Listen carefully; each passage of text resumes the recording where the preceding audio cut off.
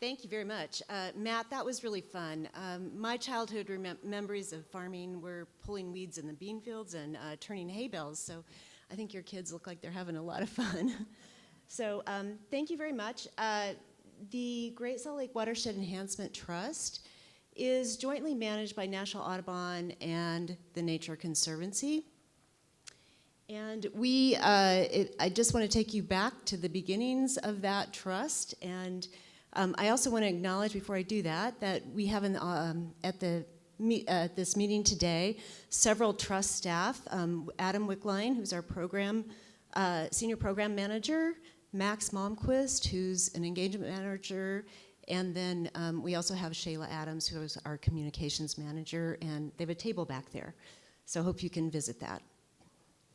So if we go back to 2022, when the Utah legislature was really focused on trying to apply some resources to addressing the challenges at Great Salt Lake, one of the pieces of legislation that they adopted was the Great Salt Lake Watershed Enhancement Program. Through that, $40 million was appropriated to establish a water trust, and that purpose of that trust was really to benefit Great Salt Lake and its wetlands. Now, that legislation also provides for a requirement for the entities that ended up with the grant to provide significant match, either in kind or in cash. And it also, the Utah Division of Forestry, Fire, and State Lands administers or at least provides oversight to the program. The trust itself is not a public entity, however, and it does not make public policy. So in addition to having National Audubon Society and the Nature Conservancy manage the trust, we have an independent fiduciary that holds and administers the funds. That's the Community Foundation of Utah. Some of you may have worked with them. We also work very closely with many partners at the Utah Division of Natural Resources, and in particular, the Division of Wildlife Resources and the Utah Division of Forestry, Fire, and State Lands, either or both of whom will be the holders of any of the leases or water acquisitions that we do for Great Salt Lake. We also work closely with the Great Salt Lake Commissioner's Office, as many organizations do, and both of our organizations are really focused on getting more water to Great Salt Lake, among other activities as well. We also have a 9-member trust advisory council that was essentially established under the legislation. Those 9 members represent a range of sectors: agriculture, industry, water providers, water treatment entities, as well as mineral extraction, and a number of different wildlife representatives. That Trust Advisory Council is really important to our activities because they advise and provide guidance, but they also provide approvals for any major project that we do that is $250,000 or more. The mission of the trust is to help preserve these irreplaceable wetlands and waters of Great Salt Lake, and we do that by working on collaborative processes and partnerships and looking for innovative water projects that can benefit both people and wildlife. So under the legislation, there were a number of things that could be done with the funding. And so we've sort of bucketed those into 4 categories for ease of talking about them and to really kind of help guide where we're headed. So we can protect or enhance water flows to Great Salt Lake. We undertake activities or fund projects to protect and restore wetlands that can benefit the lake hydrology. We focus on water distribution and management because a number of the water transactions that we undertake really can be limited in their ability to get to Great Salt Lake unless the bottlenecks of moving that water have been addressed. So we've identified a few of those. And then we also need to continue our efforts to engage more broadly, particularly with the agricultural community and tribes and many others, just general communities around the lake. And we also use our efforts to leverage the funding to essentially try to drive more benefit for the lake. So the trust has only been up for 2 years now. We started in 2023. But in 2024, we adopted a strategic plan, 5-year strategy.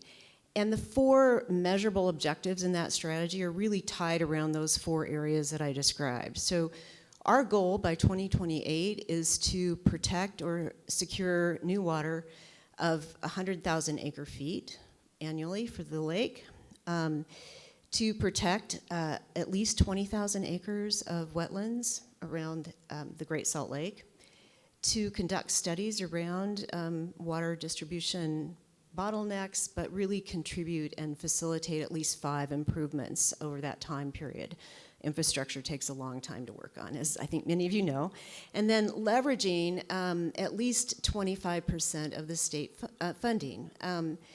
So we've already leveraged quite a bit. We have a lot of donations, particularly water, that from the value of that actually we exceed that leverage right now.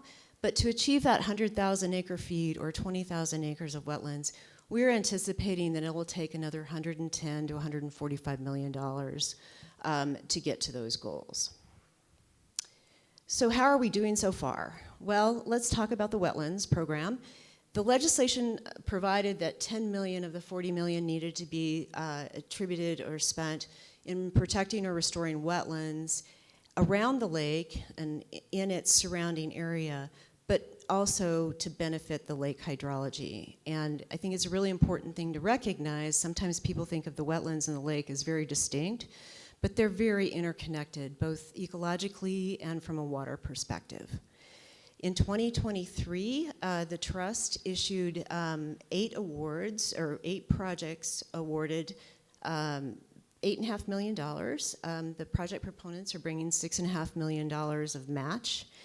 And they've identified 13,000 acres of wetlands around the lake that will be improved or restored or protected. And I will note that many of the projects involve some of the larger managed wetlands, so you get a very much larger acreage number when you're talking about those managed wetlands. So we had $1.5 million left, and so we partnered this year with Forestry, Fire, and State Lands and put out an opportunity for funding for $6.5 million. Last December, we identified or awarded 4 projects at the cost of $7.1 million, and they are bringing match of $1.7 million. And so that's another 6,000 acres that those projects will benefit. So if you go to our website, you can look at more detail about each of these projects. I won't go into detail right now, but just on this map, you can see the 2023 and the 2024 wetlands projects, which actually pretty much circle the north and east and south side of the lake. There we go. So there are lots of benefits from protecting and restoring these wetlands.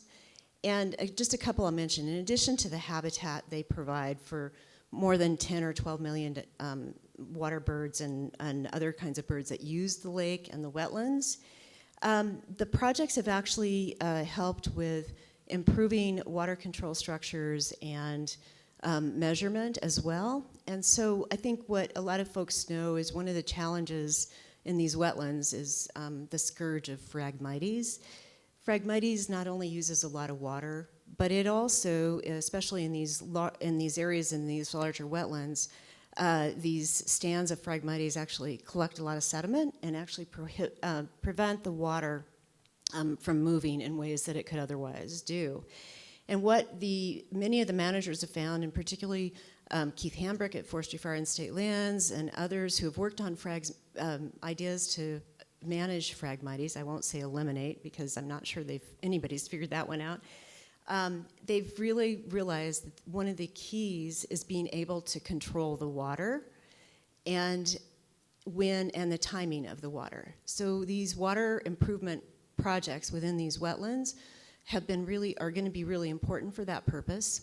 And additionally, these water control structures, a number of them, say like in Farmington Bay, where the Jordan River comes in, are really important to actually moving much of the water that we've transacted or other water that's moving through the wetlands and then into the lake.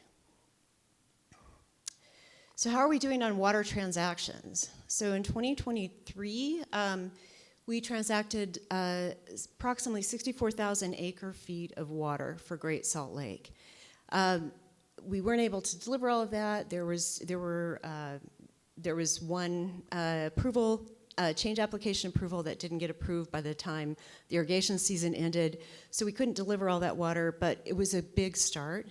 And then in 2024, we anticipate, not all of our numbers are in yet, but as of October, we were looking at close to 68,000 acre-feet of water. I think we'll probably be over 69,000 by the time we finish finalizing the numbers. And so part of that water is permanent water. Much of it has been the result of the donation from the Church of Jesus Christ of Latter-day Saints. But then there are some other smaller permanent acquisitions of water.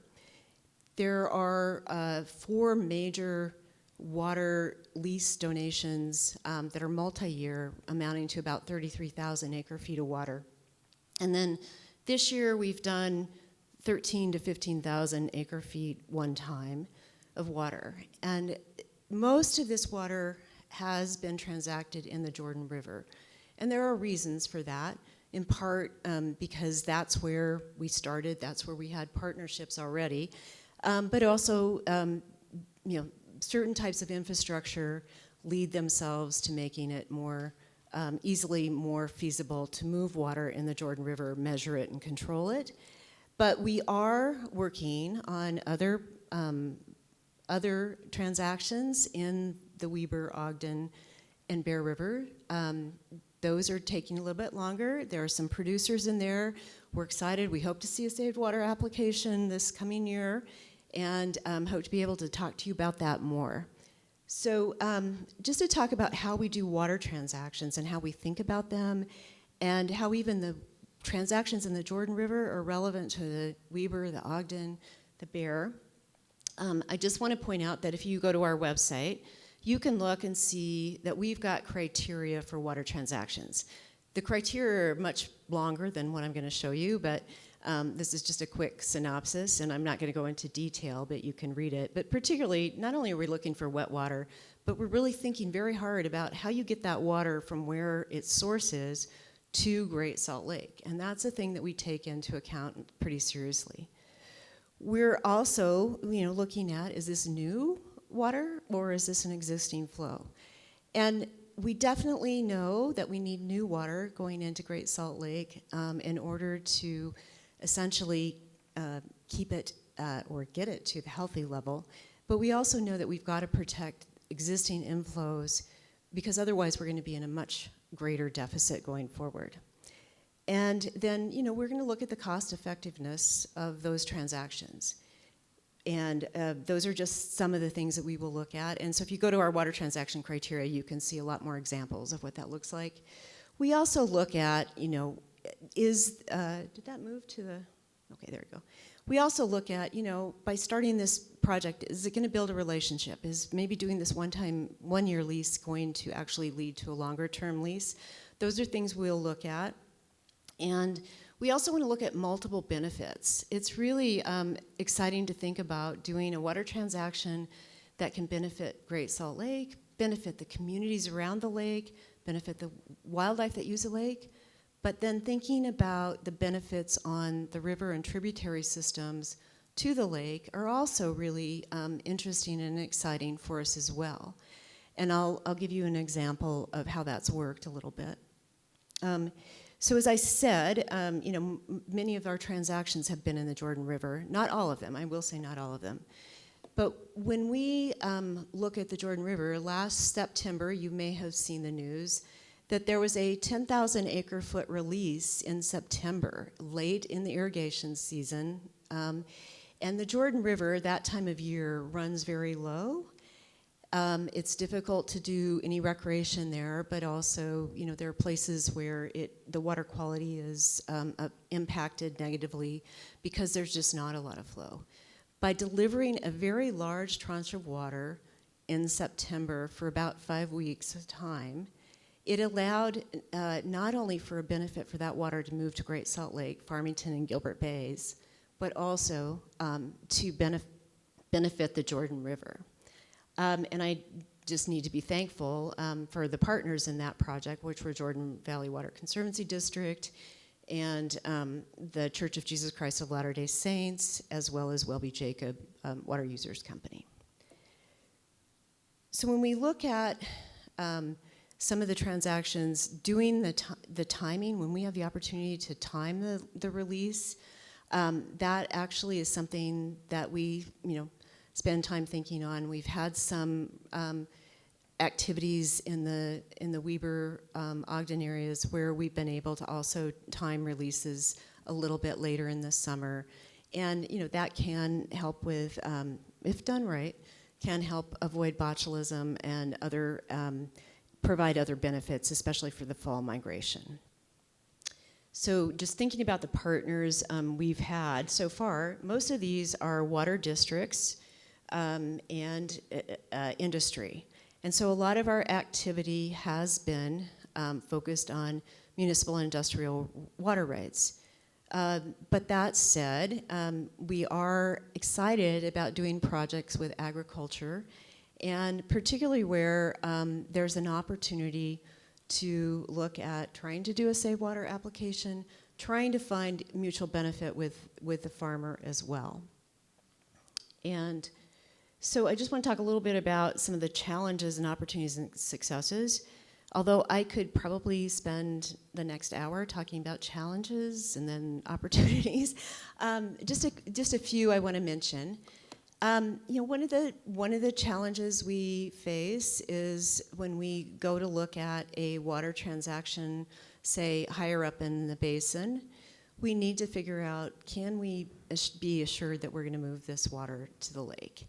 The state engineer's office plays a very strong role in that in terms of their distribution activities, but we also are looking at where are we going to measure that water coming into the system, where we're going to measure it going into the lake.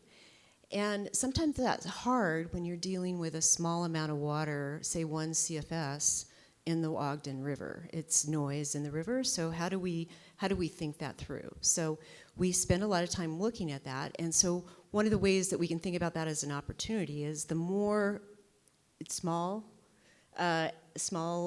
projects you have in the same vicinity, where you can aggregate those and move a larger tranche of water, that makes it a much more long-term, an easier project to deal with. Another challenge, I think, is trying to figure out how best to work with irrigation companies. Many companies are concerned about water being taken out of their system and the effect that has on their carry water.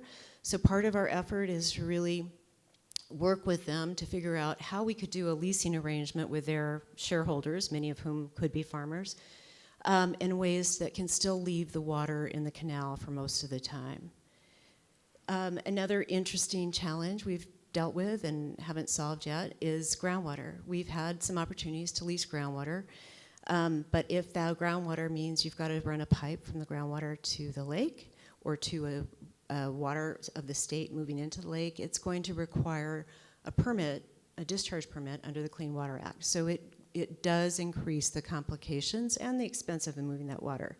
So those are some of the challenges we're facing and opportunities that we see. And we know that every water transaction, as many of you know, takes time to accomplish, but we're really excited and have really developed some really important partnerships, and we're really hopeful that we will find many more folks that want to work with us and do water transactions or work on wetlands projects going forward. So thank you. I'm happy to take any questions. Oh, by the way, here's some websites if you wanted that.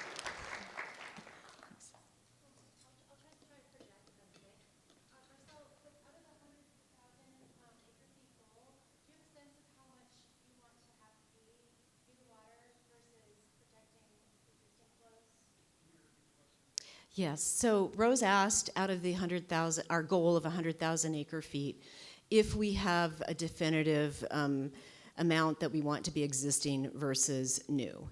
And I would say we don't have anything set in concrete.